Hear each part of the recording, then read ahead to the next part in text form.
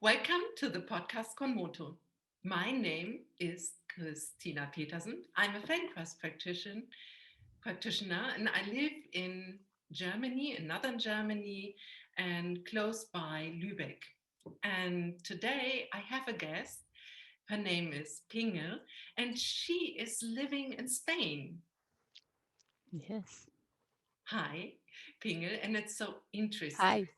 Yes, and it's so interesting because she wasn't grown up in Spain, but now she is living in Spain, and I'm so curious how this all end up in Spain. And yes, hello, Pingel. Where are you at the moment? Hello, Christine. I am in the Alpujarra, the south side of the Sierra Nevada in Spain, in the Campo side, in between a little village called Lanjaron and a little village called Orgiva. But although it's a little village, it is there lives like 187 nationalities slash religions slash cultures. So it's very rich. Yeah, and where you are from? I am from Holland, the Netherlands, originally, and I moved here now, I think 2 years ago. It Oh, was a long dream. yes. And it was your way was from the Netherlands to Spain, or did you also stopped in other places? Um, Actually, once I decided I was going to finally move, it became an instant decision to go to a country where dance is a high priority, and Andalusia, Spain, the flamenco, the temperament, the expression was something that really touched me. Before I did have this dream every time I visit places abroad, like, oh, how would it be like to live here? And I teach a lot of uh, weeks abroad, tango, but also inner leadership, Feldenkrais combinations with dance. And often I was like, oh, this would be my way of working, just to work very intense with people for a week and then let go and just feel this ultimate freedom to not having to plan nothing in my day. And so to work more retreat like that was like for me like a business model. I mean, COVID sort of came in between. So I thought I want to realize that in a place where there's sunshine, where there's beautiful nature, where there's mountains. Now you told so many things. Now I'm so curious about your way that also um, the force inside you to build to have the idea to build up such a space. And this brings me to maybe to the beginning of your Feldenkrais journey, that you who was the first person who spoke to you about the method, or you read or you saw something.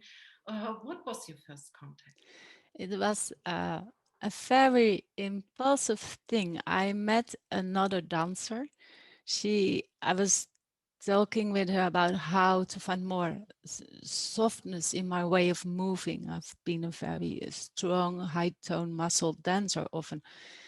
And she was telling me, well, I'm doing a Feldenkrais course. I need someone to try on an FI. And I wasn't knowing what she meant. I thought, wow, nice. Oh, yes, okay. And actually, once she gave me that FI and the results of that, feeling this, I felt a connection with my body that I had not felt before. So I So, said, so what did you do? What is this? yeah, and I'm asking myself, what is FI? So I know a little Yes, bit about it, that was what but I was asking her too. I said, what do you mean with FI? She said, well, it means functional integration. And it is about, well, if I translate it in my simple words, bringing back in relation all these body members with the mind and with the heart for me, and with my awareness, bringing them all in my awareness as family, a family rather than all sorts of isolated parts in me.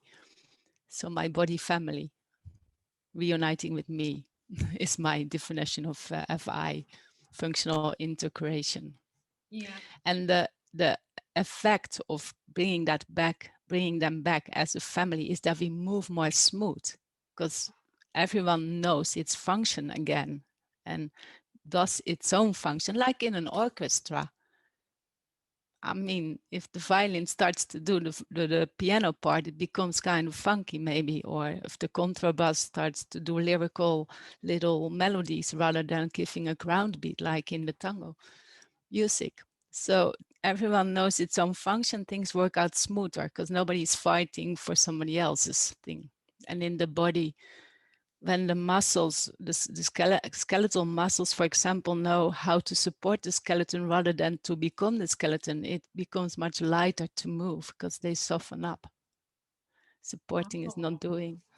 yeah, that's so nice how you explained it, that the muscles are not the skeleton or holding the skeleton, that our bones are more supporting us and the muscles are free for functioning.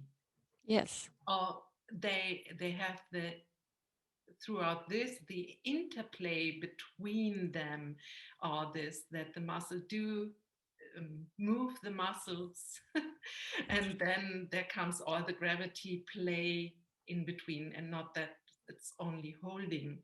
yeah, And um, so this is how also if I can admit something, that it is also about this, it's between two persons normally.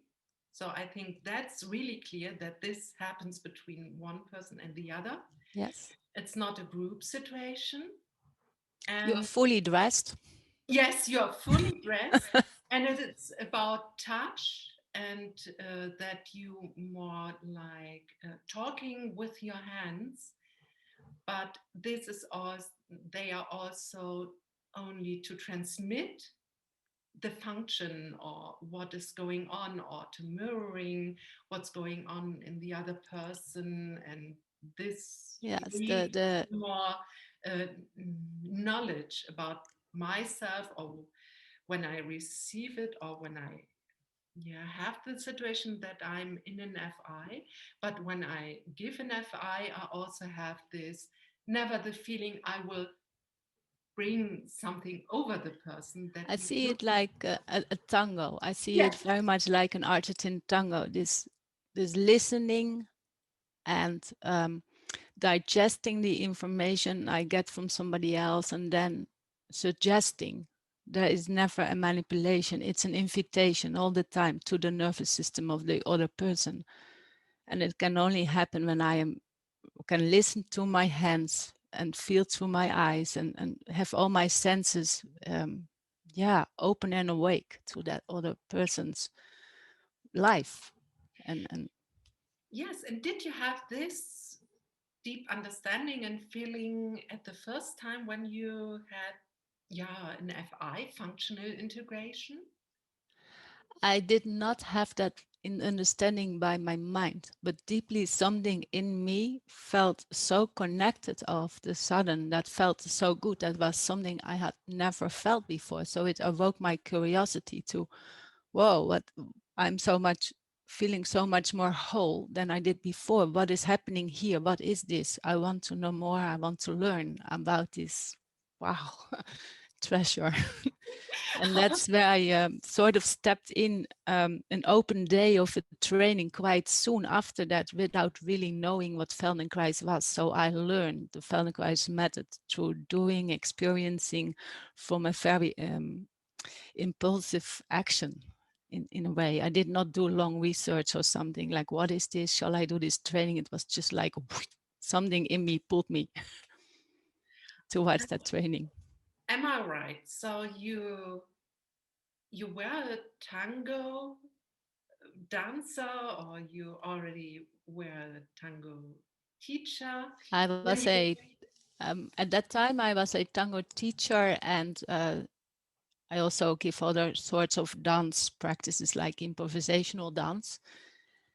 And I worked a lot with creative things. I made movies. I uh, did experiments with other people's in dance. Played around with a lot of things, and I had this core. I was climbing, rock climbing, and all these things together. Teaching a bit in rock climbing, teaching tango, doing all this other work in the dance. That was my background then. So, Yeah. sort of So, thousand. yeah. Does it mean that you stepped into a Feldenkrais training and never had before the experience of a group lesson in? Yes, that's Oh, totally true. that's totally true. I remember very much that the open day of Feldenkrais was my first experience with a group lesson. And I exactly remember the lesson. We had to go with our hands from our thighs to our shin bones to the ground. And I was doing that, and it felt that touching myself that way was very nice. And I felt in the atmosphere, people were very open and smiling. And I had fun. I was so playful. I was like, wow, this is nice. I need this. I need this to lighten up a little bit too. And I've, yeah, it's felt like such a different relationship with my body than I had experienced through dance academy, and uh, also in the tango being a very critical to towards my body and being much more manipulating manipulative towards my body. And here I was listening to my body, and that was such a different way of getting to know myself. And well, I started breathing again, which was so it changed totally my approach to dance. It was like a mindset. And wow, yeah.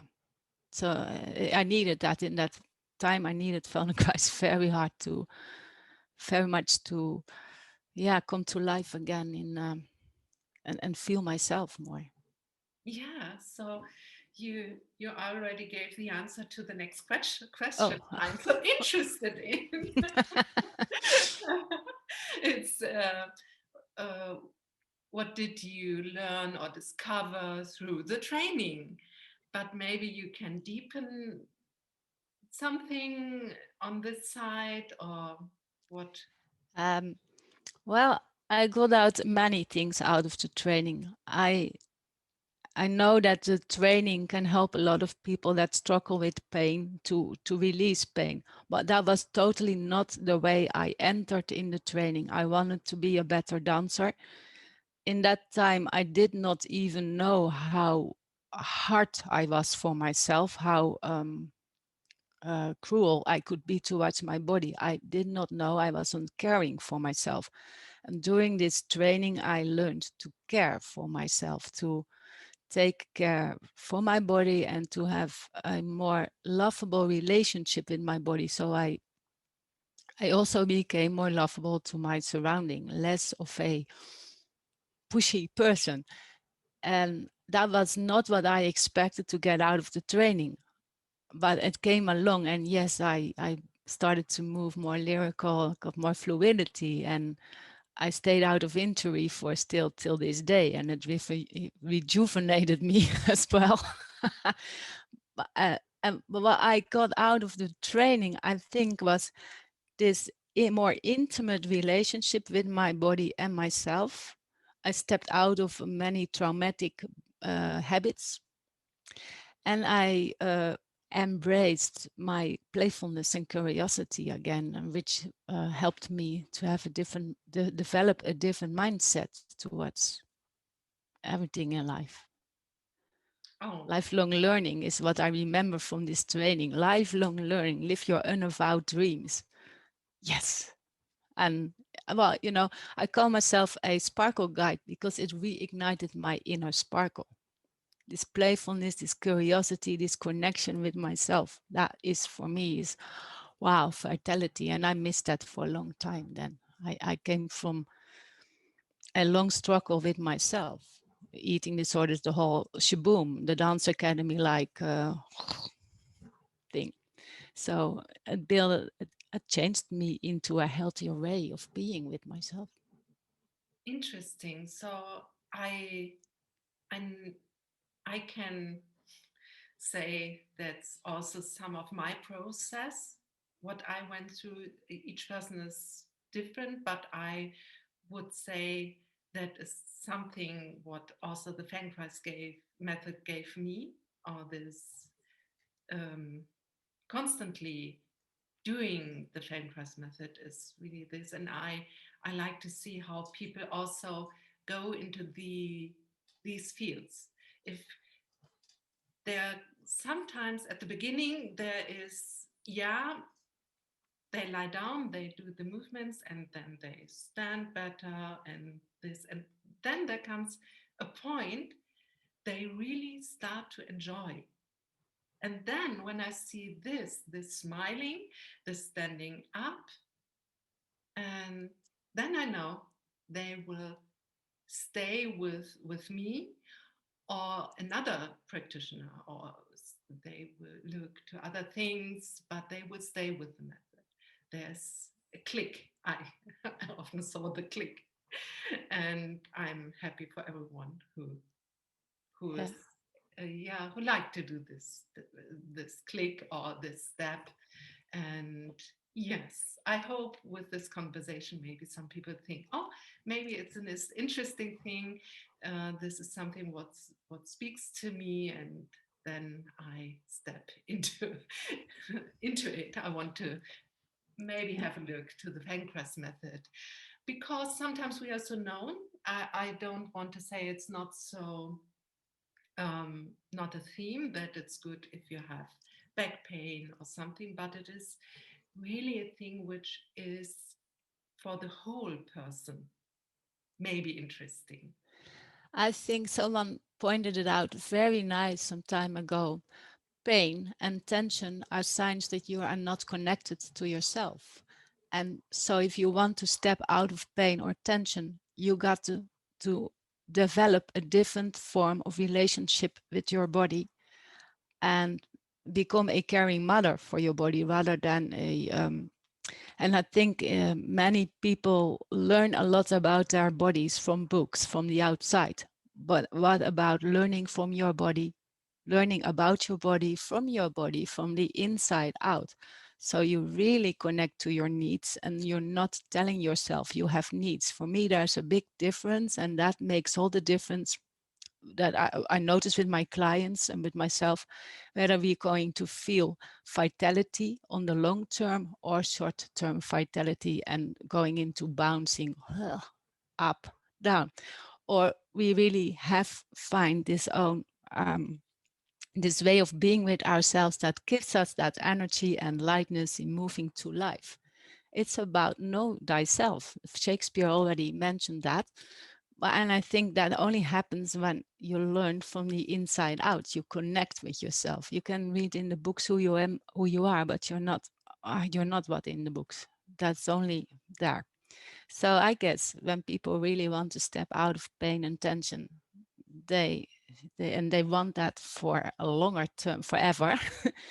I guess they should sort of turn to themselves and really step in and wow, this is me and this is my needs. And I'm not, pain and tension are not only physical things, they are caused by emotions. Emotions make us shrink or make us feel space, and our thoughts are emoting with us.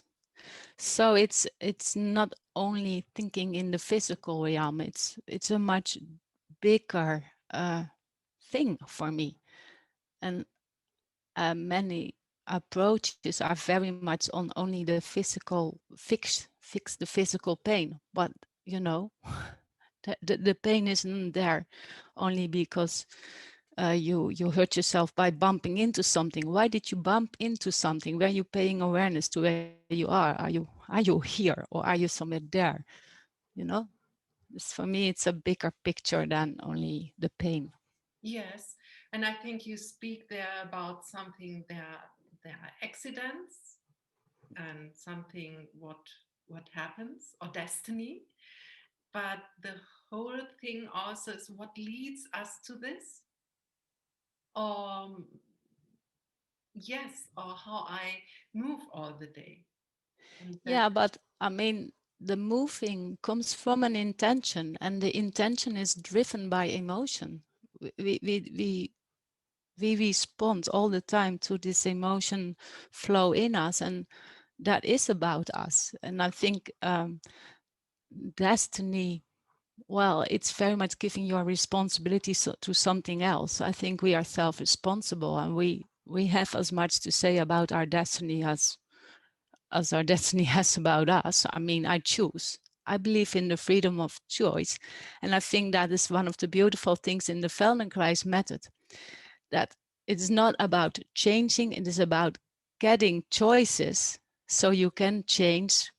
You can just pick another choice. You can choose for what you want. But in order to be able to choose, you need to know what you want. You need to know what you do, because if you don't know what you do, you can know what you want because you don't know where you are. And well, that all is really beautiful covered in the Feldenkrais method, and it works through movement. And I think what's beautiful about that is our mind has made up a lot of constructions. Our body doesn't make constructions.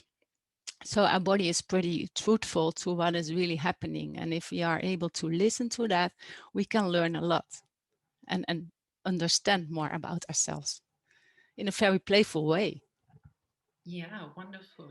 Method. What I each day say when I teach, I say only go as wide as it is comfortable for you, Yes. and make a rest. Or maybe if you like to start again, please come on your right side and do blah, blah, blah. If not, it's completely okay to stay and to rest longer. Also, you can do it longer than Yeah. I teach. You are so completely free in this. I only give you the space to explore, and not that you have to function. I cannot say it.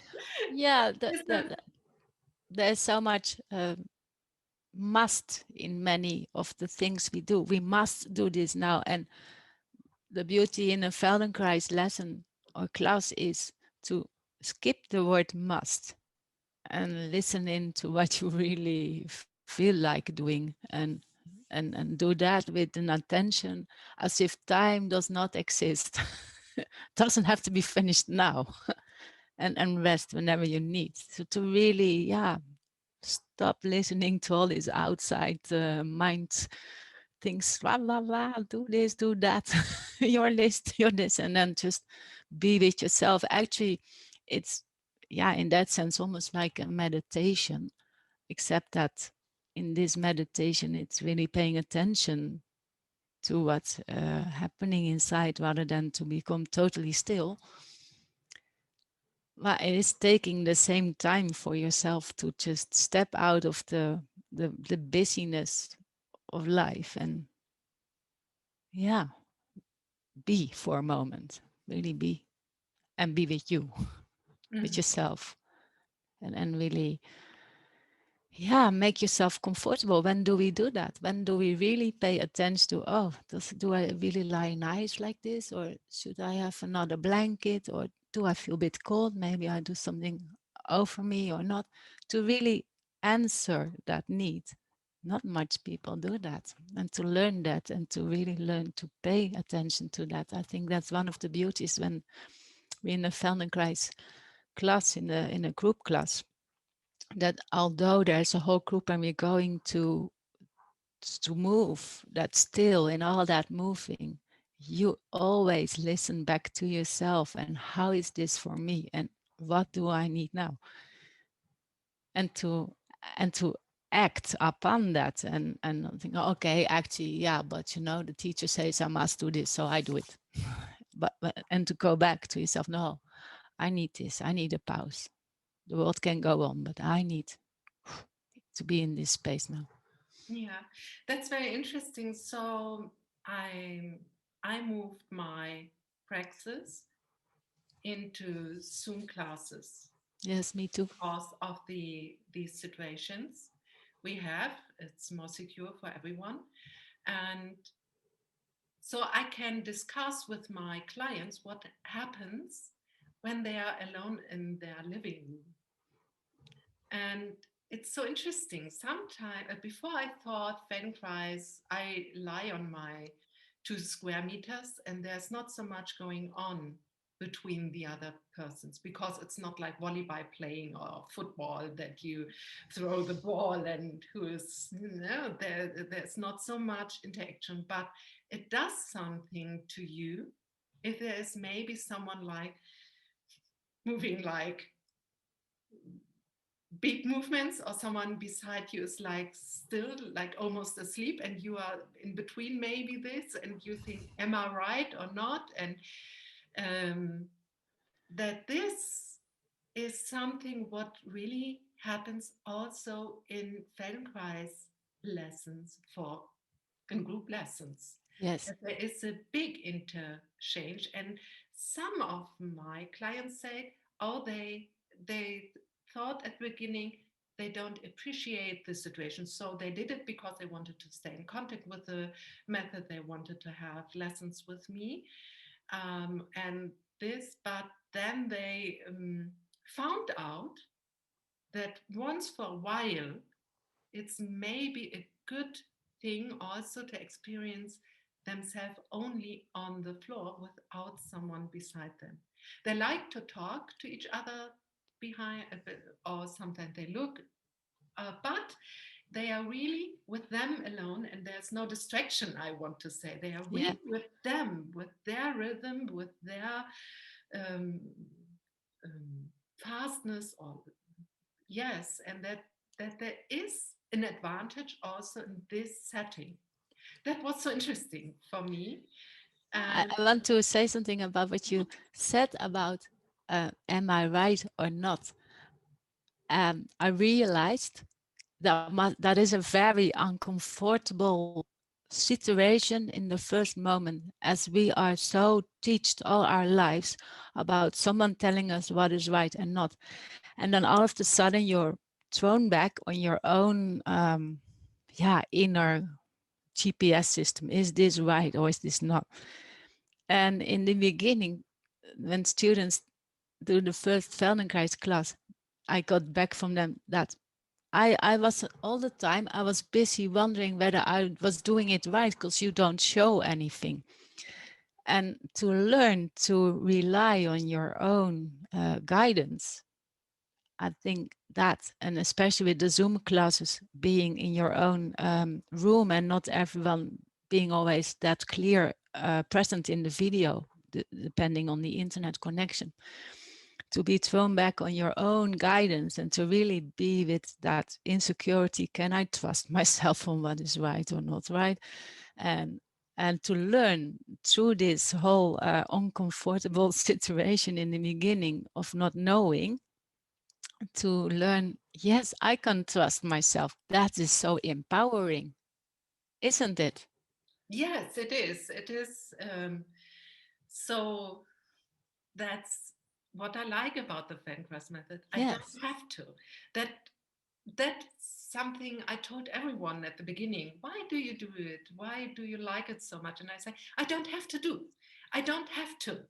I don't must do. I don't. And that was for me the main sentence there. And that I have the possibility um, to have a time in the week, at the beginning it was in the week, that I lie down and I'm only with me and not with I have to, I must do. Yes. And what I think is the treasure in that, and I can sense that students slowly get there. At the moment we get out of must and we start to trust our own guidance system, we access again our creativity, because our creativity comes from the inside, not from the outside. And creativity is a vital force. And many people are not so creative anymore. And oh, so to really access your own creativity and expression through trusting yourself, I think that is one of the big gifts I got out of the Feldenkrais method. Yes. And I think it's very important in these times to be able to rely on that inner GPS system and feel that there is access to to what we're actually searching outside of us. No, it's inside us. It's always there. We can only open to it if we don't have to must, and we don't have to do this, or we don't have to do what somebody else says, but we can enter in this space of unknowingness. How do you say it? Yeah. So I like to wake that up in my students, like to feel, feel more and more like that is a gift, not a burden, to not know if you're right or wrong. I want to know, like, oh, but do I like it? Does it sense good? Does it feel good? Yeah. Oh, wow. Well, then it must be nice and good for me Yes. to follow that body's impulse. Yeah. And the most interesting thing is for me that it works with boundaries, also in the Feldenkrais method, Yes. that we mostly create with our configuration. So we ask the people to go in a certain configuration, which sometimes hinders the movement possibility of certain places of themselves. So hug yourself, yes, means that this upper part isn't so movable, and maybe I have to find other places to move. So And there is it, creativity. and It then becomes playing and yeah, creativity. That is where wow, it comes up because nobody tells you, well, now that you move in another part, that's wrong. No, you need to move in your leg. No, it's something we find out through a constraint, but nobody tells us, now you cannot move this, you have to move that. It's only like, oh, maybe it doesn't feel so movable. So where else does it start? And then we start playing because there's no judgment. There's constraint without judgments. And so often when in working from the outside in, like in a dance class, for example, people correcting you from the outside is also constraining, but there is a judgment in it. There's a foul, that it's wrong or it's right. And in Feldenkrais, there is no wrong or right. There's just like, oh, if this doesn't move that much, then somewhere where else can I find resources to do? And that is a mirror for life. We have constraints in life, but where else can we find the resources? If the resource is not here, where is it in our life? yes, Oh, it's a mirror. yeah, and that's the point again. I do this because in my talk with you, I will deepen also my understanding of what am I doing with all the Feldenkrais teaching and all these talks. And I'm so really grateful because you pointed out constraints without judging. Yes. Yes, we have boundaries. So that's I think that's really so important. So I want to repeat it that there are constraints and in our life and in movement, so we create it because sometimes people say in class, why do I have to do it? I thought I can do it like this. Sometimes people maybe do it this, and okay, there can be another meaning behind it, but sometimes I say, oh no, I'm free, I can do it like this. And I say, are you uncomfortable or you have bad feelings about? No, I thought I can. And I said, no, you know you can choose if you want to do it. And then I explain the constraint, what is it Yeah. for? And in the moment, and they can choose then if they do or not. Yes, if they want to explore what they can find when they do this, maybe only. But we have to give like constraints and without judgment. They are there, and it's not like, wow, I can't move up here and now I have to be this. No, to wait, what will come up? The creativity. Oh wow, there it is. And it's not even yeah, judging about it. It's there and it Interest, can yeah. be interesting. The interesting thing, I think, is that the constraints often are an answer to the constraints that we have laid upon ourselves through habits, through habitual movement, because actually a habit is also a constraint. When I only move in one way, I constrain myself to have other options. And so by constraining that one way of moving, I need to look at other options. So actually the constraint is to unconstrain a habit. Or so, I mean, this is of course not English, but I Ah, see it a bit like that. So I think, yeah, it's funny that one constraint needs sometimes another constraint to unconstrain itself and open up the whole palette of possibilities of colors in movement uh, and I think that with the boundaries that we also learn about our boundaries through sensing whether something feels pleasurable or whether something feels tense, feels like effort. And so often when you just made this movie, oh, I have to do it like that. In the I have to do it like that, we are putting a lot of effort and we're violating our own boundaries because we are not paying attention anymore to whether it's pleasurable, whether the body likes to do it. And if the body doesn't like it, often our emotions become a bit stressful, anxiety, and there's anxiousness, maybe even anger coming up. So it is a whole spiral then that brings us in a place of tension, the effort spiral then, the struggle spiral I call it. And so to listen to the other options available brings us in places of moving with pleasure, moving joyful, moving while enjoying. One teacher of me in Nia is a dance practice I do. She once told me, it's if a body likes a movement, it starts to make more how do you call this? It's like when you eat something taste. very delicious, you start Saliva. saliva. Well, when you move delicious, you make saliva. It's the body's way of telling you, this is so good. And I tell my students that story because it helped me to look for the moment where my body starts to like, oh, this is delicious. I need more of this. And to learn about our boundaries and to use the constraints to unconstrained habits that violate our boundaries all the time because they're asking for too much effort. They're demanding effort. They're demanding us going into places of pain or places of tension. And I think, wow, we have a choice to choose pleasure or pain.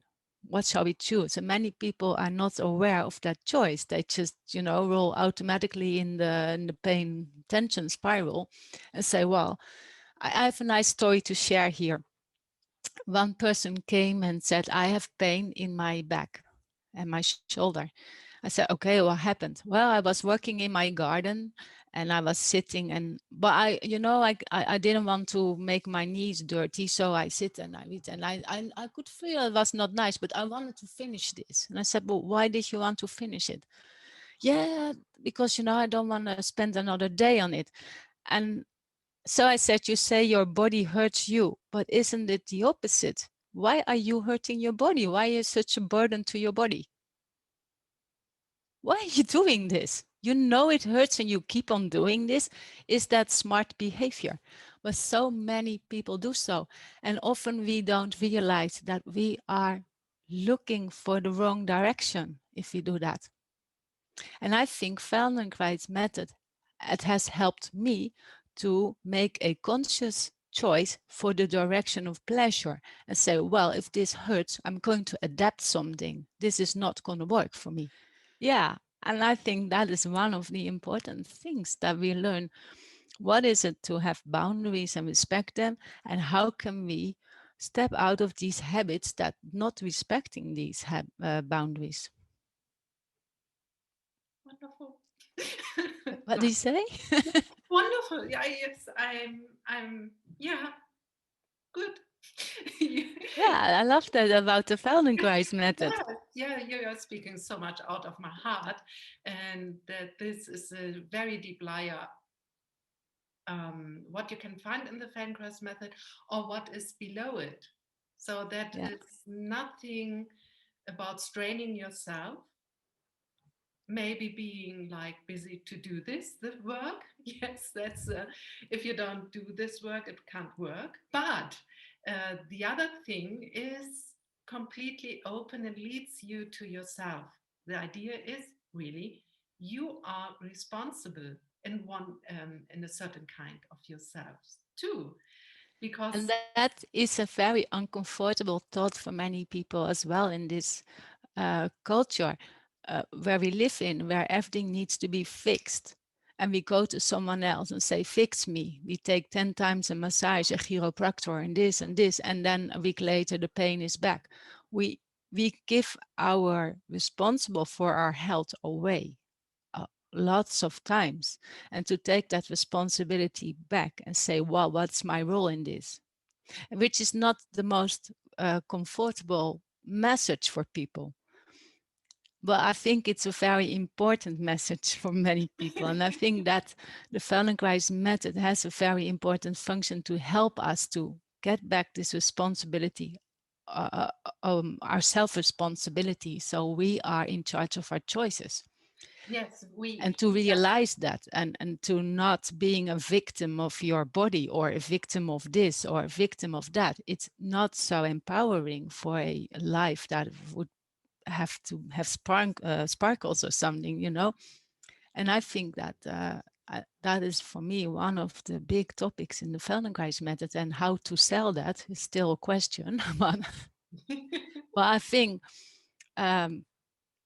yeah. So people who say, well, I really want to have inner leadership should take that as self-responsibility and say, okay, that comes with making unpopular choices sometimes for myself, which or maybe with some confrontations with my self-image or with the habits I have.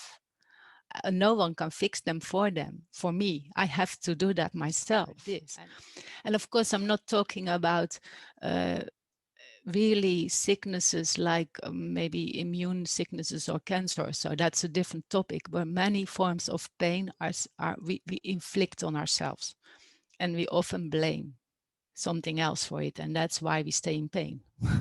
That's my yeah, that's what I saw happen a lot. And I think what the Feldenkrais method did for me is, okay, if I feel a bit of pain in my back, I'm going to play and explore. What is it that I do? Just like Moshe Feldenkrais did with his knee.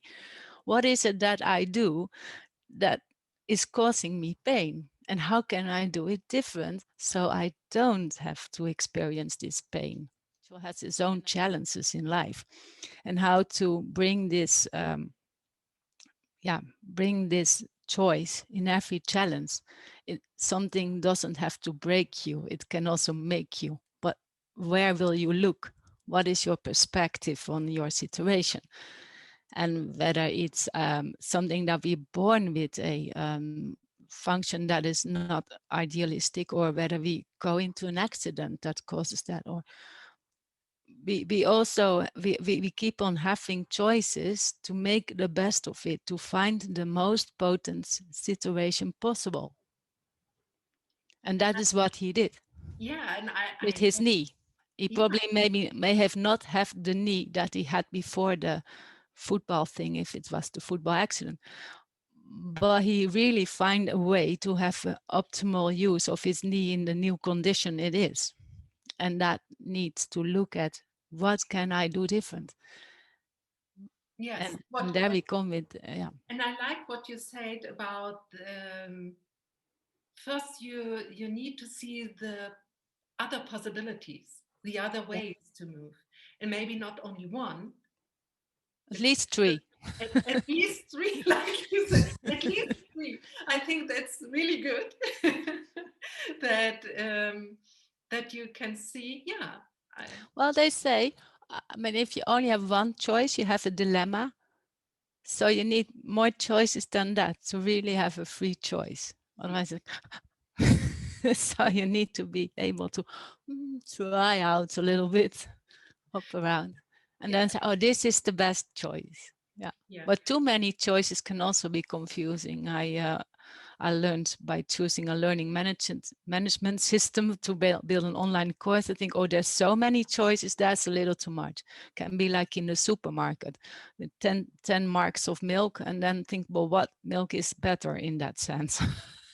You know? Especially Spain is there. I was really overwhelmed when I stepped into the Spanish market the first time of my life, and I saw all the different, yes, kind of milks. I was, yeah, we have little other So, branches, and also, yeah, it's different than in Germany, so but I think, and if I relate that to Feldenkrais or to any way where we have to choose, it's important that the choices that are there are different things. Like if it's all almost the same, it's more likely that we stick with what we did. So we need to have distinct choices, and I mean not like 20 maybe, but like 3 or 4 choices. That is very nice. That still, doesn't overwhelm us in a Feldenkrais class. Like if it becomes like 20 choices and they all come too close together, I mean, our mind gets confused, and a confused mind says no. It walks away and goes and do what it always did.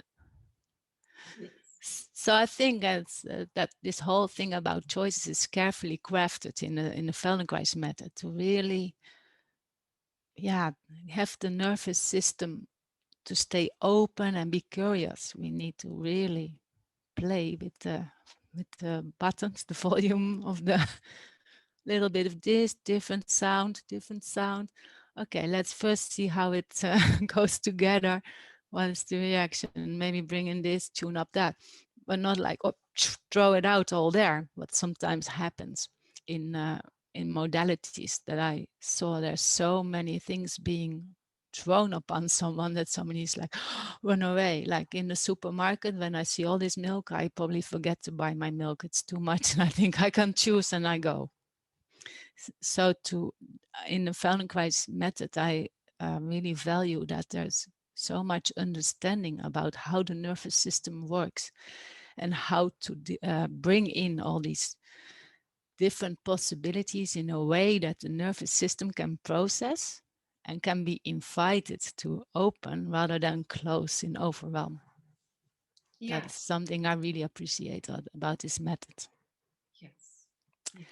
And that I think brings these really deep changes that people can experience in, wow, the whole body and my mindset, everything is changing now.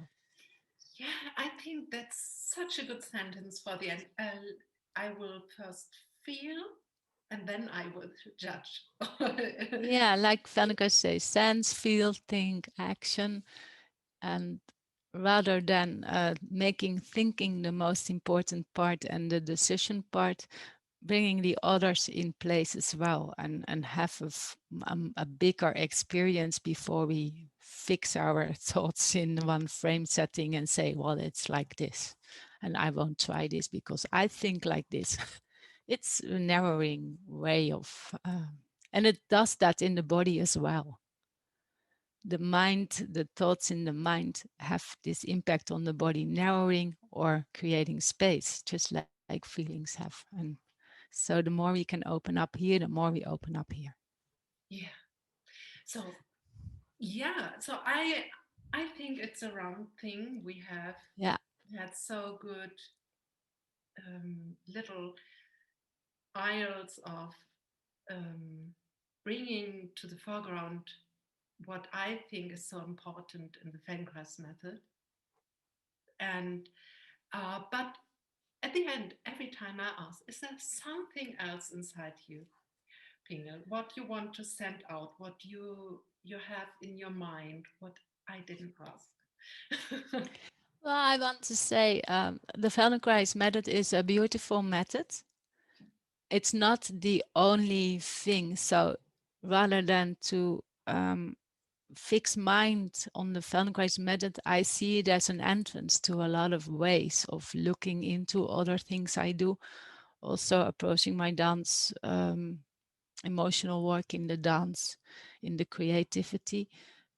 I think the Feldenkrais method gives much more a approach to step into things rather than it is something that is on itself a very big framework that is like this, because then it would do the same as it says we should not do, not practice. So for me, I take the principles of the Feldenkrais methods in the things I do. I live it more than, for me it's like a way of living a life philosophy, and it can be in everything I do. The way I approach a Feldenkrais class, I approach a dance thing, I approach cooking, I approach whatever I do. And that I think is very valuable of this method. That it's not, I go to a Feldenkrais class, that's where I do my thing. And then I go to my fitness class and I do my thing. And then I go to my painting class and I do my thing. And now I go and cook. No, it's infused in the way we live our lives. The principles of Feldenkrais, the how to say, the heritage of Feldenkrais is very it's deep, but it's easy to adapt in a lifestyle because it doesn't ask you to eat something different or wear something different. It asks you to be with yourself in an aware state. Well, that already makes a ball rolling in a different direction. So for me, the Feldenkrais method is like an octopus. it's it's everywhere in the things I do, and that allows me to stay very open in this method and also work with other methods that I think have a lot of value because it's infused for me. Nice picture for the end. The octopus. The octopus. That's actually how I approach to FI, so the one-to-one lesson, that I have the feeling my hands are like octopus. So I explain my touch to others when and then that I say I feel like an octopus, and he's so movable in like connecting everywhere, and then it's also a little bit how I approach to play the piano, because this is also I'm a Yeah. piano teacher, and that I feel like so, and then and then we are together, and this is this, and when I then I I looked another person. Actually, you could say the Feldenkrais method uh, learns people to be in relation with their body, but and in relation with others because of awareness and connection. Thinking in connections and relationships rather than in isolations. That is, I think, very much the Feldenkrais, and that octopus has connections with everything, with all its it's connected, and it can stick in or it can just touch it, but so I think the study of being in relationship is the Feldenkrais method. Yeah. And it starts all with our inner world, our body and our inner universe. That will be the outer universe as well. It's just the law of the universe. So inside, so outside. Yes. And so to learn about inside is to learn about outside. So it's quite a big thing, Feldenkrais, but we can make it very small and as a easy amuse to eat, and we can make it like a life work that really has roots and that go very deep. So it's nice. Feldenkrais method can be used in many ways. Yeah. So I'm so glad we met via this video Yes. conference and had such a nice talk. Really, thank you, Pingel, that you gave Thank your you. time to share your thoughts and your interest and what is in your mind. And I'm really impressed, I have to say, and touched by our conversation. And so, but we have to come to an end. Yes, and I really, really want to thank you for giving me an opportunity to talk, and in more than one way, because for me, this was a step in what I need, what my practice in the Nia, stepping in the unknown and do something that is out of my comfort zone. Talk. Thank you. So, goodbye. Goodbye to you and have a beautiful day and thank you. Thank you. Bye.